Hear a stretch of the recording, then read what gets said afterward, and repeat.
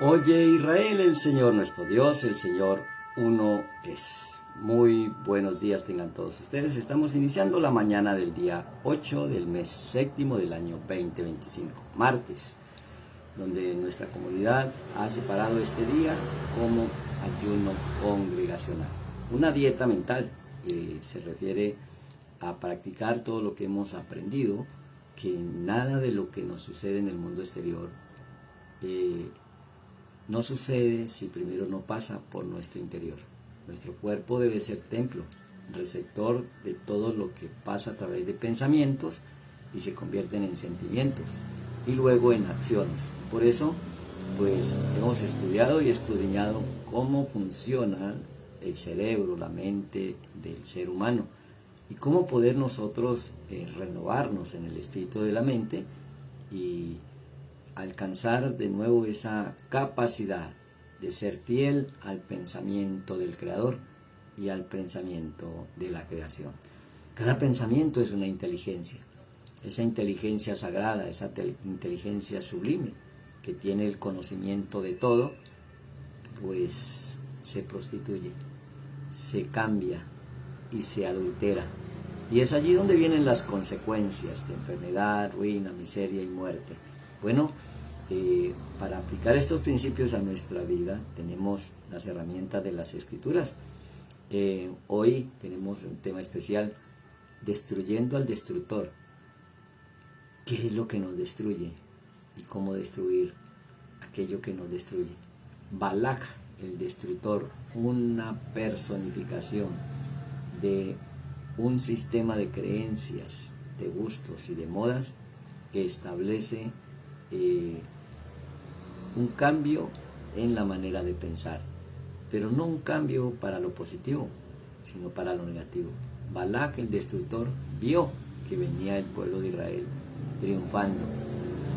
Y no se refiere precisamente a una historia bíblica de alguien que no le agradó los éxitos que venía o que viene conquistando el pueblo de Israel, no necesariamente un pueblo como tal, sino una manera de ser, una nación distinta a todas las naciones. Y eso nos permite entender que somos diferentes cuando nuestras conciencias se elevan. Y es para eso que tenemos todas estas reflexiones y estudios en este despertar con el Mesías. Prácticamente es un despertar de conciencia. Tener conciencia, aprender cómo no prostituirnos. Precisamente habíamos estudiado el emblema de los sixios, que representan pues esas leyes que el Todopoderoso le da a su pueblo en el monte Sinaí, y que para que cuando los miréis no te prostituyáis. Esos sixios o borlas en los costados de los mantos con que te cubra o del vestido con que te cubras son simbolismos de una cultura y de una costumbre que se conoce como la cultura del reino de los cielos. Es allí donde entendemos cómo aprender a no prostituirnos y cómo salir de la prostitución, que no necesariamente es el hecho de vender el cuerpo, esto como usualmente lo conocemos. Si no sabemos el origen, pues vamos a tener esa convicción en cada una de las áreas de nuestras vidas. Esa nación diferente que se convierte como cualquier otra nación cuando prostituye, cuando adultera, cuando cambia sus principios y sus leyes y acoge otras leyes de las distintas naciones que se conocen como pueblos gentiles. Hay una voz interna que te dice no hay, no puedes, no tienes, y que te hace sentir que eso es real. Allí ya hay una seducción a la prostitución. Se prostituye la mente cuando llega una idea distinta a la idea del Creador. Yo te hice a mi imagen y semejanza, y yo soy creador, como tal puedes crear. Entonces, pobreza y miseria es falta de creatividad, es falta de crear. Y es allí donde viene una voz que nos habla dentro de nosotros, de acuerdo a lo que pensamos y de acuerdo a lo que hemos escuchado, que hay escasez en el universo, que no se puede, que hay límites. Y esos límites nos llevan a sentir que somos limitados. Siendo ilimitados, terminamos pensando que somos limitados, que no se puede, que no hay, y entonces hay que aprenderle a decir no al no. Ese no que nos dice no pase, no puedes, no tienes, no hay, ese no no eres tú.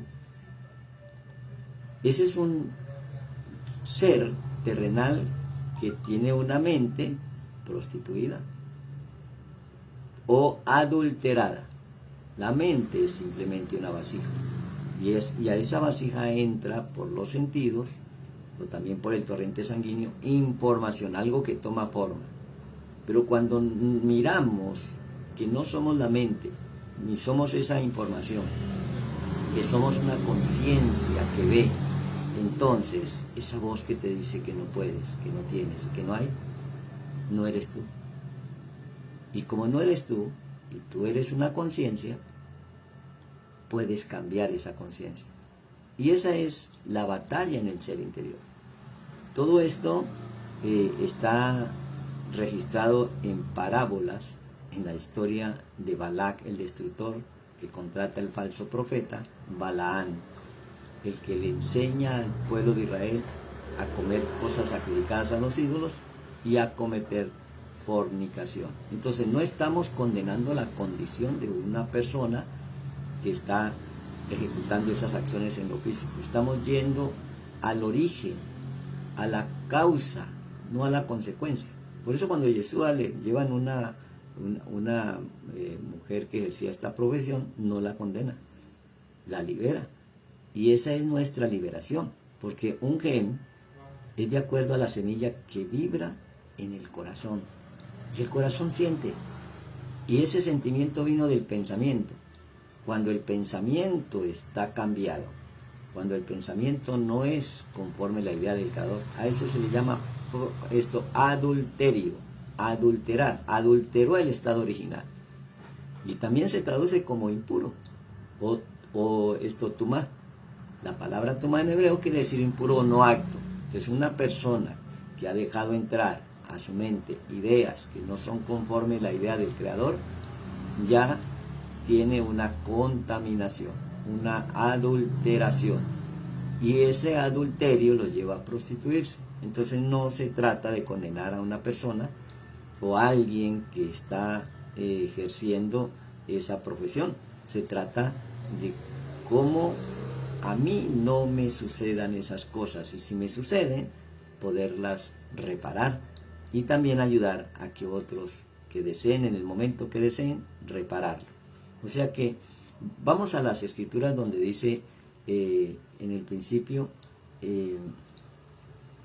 Bereshit, en el principio Dios creó los cielos y la tierra. Esto lo llevamos al Evangelio, donde dice, en el principio era el verbo. ¿Cómo creó Dios los cielos y la tierra? Con el verbo, con la palabra. Y es allí donde viene la semilla, el gen, la palabra. En el principio era el verbo. Y el verbo en hebreo quiere decir palabra, y palabra quiere decir cosa. Logos, para los griegos, también cambian el simbolismo o el significado, porque quiere decir como que la palabra es como una semilla, que es como un orden, no una orden, sino un orden establecido. O sea que ese orden establecido es semejanza de quien lo establece, y quien lo establece es poderoso, es sanador, es amoroso, es rico, es soberano. Entonces, al perder ese orden de la soberanía divina, pues se prostituye o se adultera la mente. Entonces, siendo una herramienta tan poderosa, se nos viene en contra. Entonces, la palabra, que es una semilla, que trae un orden, que se estableció a semejanza del Creador, de quien nos creó. Esa palabra bien dicha o esa palabra de bendición es la palabra original. Pero una palabra de mal dicha, una palabra de maldición, ya hay adulterio. Entonces entender que antes de que las cosas se materialicen, primero son energía. Y ese ser que adulteró lo original se convierte en destructor y en falso profeta. Entonces por eso en estas analogías vemos nosotros que un destructor no se alinea con el que viene triunfando, sino que busca un falso profeta para desmeritar, criticar, señalar todas aquellas ideas y pensamientos del que viene triunfando, del que viene avanzando, del que todo obstáculo que se encuentre en el camino lo quita. O sea, el que no le crea el no, porque detrás de ese no hay un sí. Entonces por eso estas palabras son maneras de tejer, como unir, como coser, de unir el cielo con la tierra. Esas palabras que se tejen como quien teje una prenda, como quien teje un vestido, un traje, pues forman estados de ser. Esas palabras le dan forma a la energía y de acuerdo a la palabra que toma forma, se manifiesta. Entonces una palabra mal dicha también une el cielo con la tierra y ahora ya no une el cielo con la tierra, sino la tierra con el mundo bajo, lo que se llama infierno. Entonces se experimenta esa consecuencia. No querríamos nosotros esa experiencia, pero nos corresponde vivirla porque estamos en un mundo de dualidad, de conceptos del creador y conceptos del animal o del humano. Y por eso dice la Escritura, llevando todo este contexto a los evangelios, es que con el solo hecho de pensarlo ya adulteró, ya fornicó. Entonces, ¿a qué le llamamos fornicación? Se condena mucho la acción de la persona que ejerza esa labor, pero no nos revisamos a qué realmente se le llama prostituirse y cómo evitar ese falso profeta que nos prostituye y que daña los pensamientos de bien para colocar pensamiento de mal. Entonces ahora, pensar, sabemos que pensar, de acuerdo al pensamiento, trae una energía, trae una idea. Un pensamiento en la mente de alguien es un diálogo, es hablar, pero en voz baja, porque nadie te lo escucha. Pero cuando hablamos, es pensar en voz alta. Entonces, de acuerdo a la manera de pensar, de acuerdo a la manera de hablar, pues son las semillas que sembramos en el plantío o en el huerto, que es nuestra mente. Ahora viene en estas personificaciones de alegorías, en mensajes codificados, Balaán, un falso profeta. En hebreo se llama Bilán. Y ese falso profeta, esto le enseña cómo prostituir al destructor a los hijos de Israel. Y por eso, pues, adulterar sin darnos cuenta que la misma situación de lo que se trata un pensamiento diferente al pensamiento del Creador, pues tenemos allí la riqueza del insensato. Entender estos textos del Evangelio, dice que también en el libro de Lucas, en el capítulo 12, le refería una palabra diciendo, la heredad de un hombre rico había producido mucho. Y él pensaba dentro de sí, diciendo, ¿qué haré porque no tengo dónde guardar mis frutos? Esos son pensamientos, tengo mucho, ¿y dónde los guardo? Y dijo, esto haré, derribaré mis graneros y los edificaré mayores, y allí guardaré todos mis frutos en los bienes. Cuando en el mundo exterior tenemos un negocio pequeño y queremos ampliarlo, pues se cambia eso. No está mal que suceda eso, pero diré a mi alma, ahora viene el ser interior. Alma, muchos bienes tienes, guardados para muchos años. Reposaré, come, bebe y regocíjate. No se ve mal la decisión de esta manera de pensar de un rico que se le conoce esto como insensato, así como las vírgenes insensatas. Son alegorías. ¿Cuál es la insensatez en nuestras vidas? Pero Dios le dijo: necio, esta noche vienen a pedirte tu alma, y lo que has previsto, ¿de quién será? Así es el que hace para sí tesoros y no es rico para con Dios. Entonces, ¿cuál es la verdadera riqueza? ¿Y cómo prostituimos esa verdadera riqueza? No es necesariamente acumulando bienes, es confiando en las cosas externas y no en lo que determinamos interiormente. Entonces, a veces se añora mucho el dinero, la abundancia en el mundo exterior, pero hay pobreza en el mundo interior. Por eso en el libro de Revelaciones dice, hablando de personas que tenían mucho dinero, dijo: ustedes son pobres, ustedes son míseros, ustedes perdieron el estado original. Cuando confiamos en las riquezas externas y no en las verdaderas riquezas internas. Note, no estoy haciendo apología a la ruina y a la miseria. Lo que estamos es entendiendo dónde nace el espíritu de prostitución. Cuando pensamos que nuestras riquezas son cosas materiales, cosas creadas, dejando de un lado el poder para crearlas. Entonces no es lo mismo tener harto que tenerlo todo. Tener harto puede ser fácil, con esto, quizá con esfuerzo, con dedicación, tenemos muchas cosas, pero sostenerlas, nadie nos va a garantizar que en este mundo y en la eternidad vamos a sostener esa riqueza, siempre y cuando no entendamos que la riqueza verdadera viene de adentro y podemos manifestarla en el mundo exterior. ¿Oíste que fue dicho? No cometerás adulterio. Ahora vamos al libro de Mateo, vamos a los evangelios. Pero yo os digo que cualquiera que mira a una mujer para codiciarla, ya adulteró con ella en su corazón. La codicia, no necesariamente la lujuria, y ese deseo de tomar en lo físico algo que es pasajero. La codicia por el dinero, por la fama, por tener las cosas físicas, y no el amor por crearlas para que sea de bendición a toda la humanidad, aparece lo que se llama adulterio y fornicación.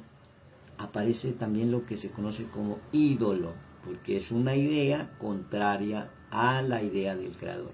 De allí, la etimología de las palabras nos ayuda a entender, y cuando entendemos, entonces soltamos lo que es pasajero, y nos quedamos con lo que es eterno. Por eso, ídolo viene de ir, y de ir quiere decir yo para los latinos, así como ego para los griegos, así como yuhei para los hebreos. Yo, el id, de ahí viene idea. Entonces yo soy de acuerdo a la idea, y si la idea no es la idea del Creador, entonces me convierto en un ídolo, y ese ídolo lleva una esencia de ese id, de ese yo, que lo idiotiza. Y entonces, creyendo que las riquezas son acumulación de bienes, termina idiotizado por acumular ese tipo de riquezas sin darse cuenta que está perdiendo la oportunidad de elevar su nivel de conciencia y empezar a discernir, a entender ese diálogo interno, esa vocecita que te dice: es que si no ahorras y si no trabajas duro, te mueres de hambre. Si das, te quedas sin nada. Si nosotros escuchamos esa voz interna que nos prohíbe actuar, pensar y hacer conforme el Creador, que es dadivoso, que es amoroso, que no tiene envidia, que es precisamente ese carácter del amor, que no es jactancioso, que no busca lo suyo propio. Entonces, ¿quién es el que me está hablando dentro de mí? Ahí me doy cuenta que no soy yo, porque si escucho esa voz, no soy yo. Yo soy el que la miro. Yo soy esa conciencia que mira esa voz, que ahora se está dando cuenta que esa vocecita que creía que era yo, no soy yo, sino un consejero que me está seduciendo a no dar para que pierda la capacidad de crear. Entonces, cuando no doy porque se me termina, es como el que no tiene el árbol y entonces cosechó o compró algunas frutas, ojo, no tiene el árbol, y entonces si te regala o da esas frutas se le termina, porque no tiene el árbol. Pero el que tiene el árbol dice, bueno, tómalas, que yo en el árbol tengo más, y el árbol sigue produciendo. Por eso se llama el árbol de la vida. Y el árbol de la vida produce vida. Entonces, adultera en su corazón, por tal, si tu ojo derecho te es ocasión de caer, pues allí el ojo es para mirar. Sácalo y échalo de ti, pues mejor te es que se pierda uno de tus miembros y no que todo su cuerpo sea echado al infierno. ¿Por qué no el ojo izquierdo? Porque el ojo derecho pertenece, en los que conocen el mapa del árbol de la vida, a la misericordia. O sea, si no miras con misericordia, puedes estar perdiéndolo todo. Por eso, por tanto, si tu ojo derecho te es ocasión de caer, sácalo y échalo de ti, pues mejor te es que se pierda uno de tus miembros y no que todo tu cuerpo sea echado al infierno. Y si tu mano derecha te es ocasión de caer, córtala y échala de ti, pues mejor te es que se pierda uno de tus miembros y no que todo tu cuerpo sea echado al infierno. Lo mismo sucede con el órgano físico, la mano derecha. Podemos volver a hacer la pregunta, ¿y por qué no dice el Evangelio y la izquierda? Porque se está refiriendo a un código, al código del árbol de la vida, de la columna derecha. La columna derecha siempre se inicia desde el amor y la misericordia. Por eso, si en tus pensamientos, si en tus palabras, si en tus sentimientos y en tus acciones no hay amor y misericordia, ya hay prostitución y adulterio. Entonces, todo el mundo físico ahora nos enseña y nos ayuda a entender cómo podemos nosotros evitar y entender por qué en el libro de Revelaciones nos habla en estos términos. ¿Por qué el libro de Revelaciones nos está enseñando esto a destruir al destructor? ¿Cómo podemos nosotros destruir la ruina, la miseria, la enfermedad, el dolor, el sufrimiento? De esa vocecita interna que te dice no puedes, no tienes, no hay. Has venido aquí solamente a pagar cuentas o a tratar de pagarlas y no las puedes pagar sin soltar esas ideas. Dice que vio Balac o Bilán, vio Balac, hijo de Zippor, todo lo que Israel había hecho al amorreo.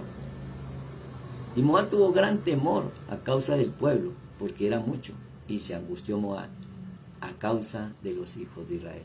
Entonces, ese que te angustia, ese angustiador, tú lo puedes angustiar.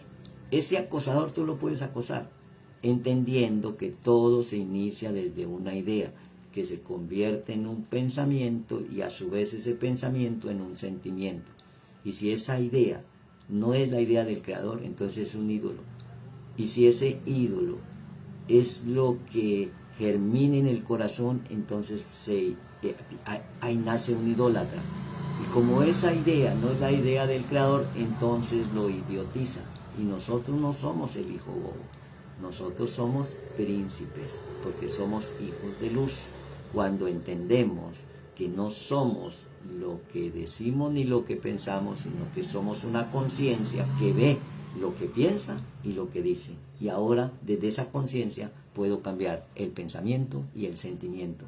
A eso se refería el apóstol Pablo cuando decía, renovaos en el espíritu de la mente y muera el viejo hombre lisiado dentro de ti.